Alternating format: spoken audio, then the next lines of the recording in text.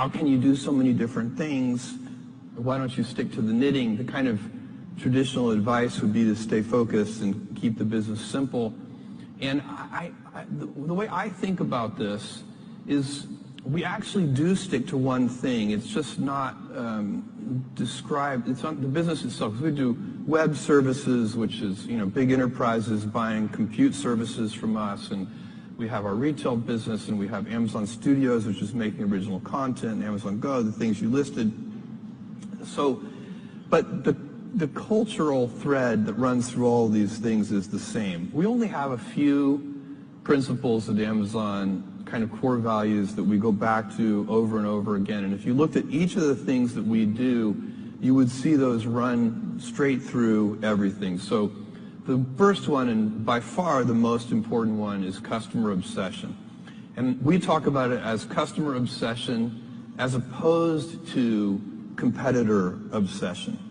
And I have seen over and over again companies talk about that they're customer focused, but really when I pay close attention to them, I believe they are competitor focused. And that's just a completely different mentality. By the way, competitor focus can work, but I don't think it works in the long run as well as customer focused. For one thing, once you're the leader, if your whole culture is competitor obsessed, it's kind of hard to stay energized and motivated if you're out in front. Whereas customers are always unsatisfied, they're always discontent, they always want more, and so no matter how far you get out there in front of your competitors, you're still behind your customers. So they're always pulling you along. So customer obsession is a deep principle that underlies everything we do. Another one is eagerness to invent. So we love to pioneer. And when we have done, by the way, whenever we have tried to do something in a kind of Me Too fashion, we have failed at it. We need to have something that is differentiated, unique, something that customers are going to like, that we're kind of leading with. So that's another element that works for us.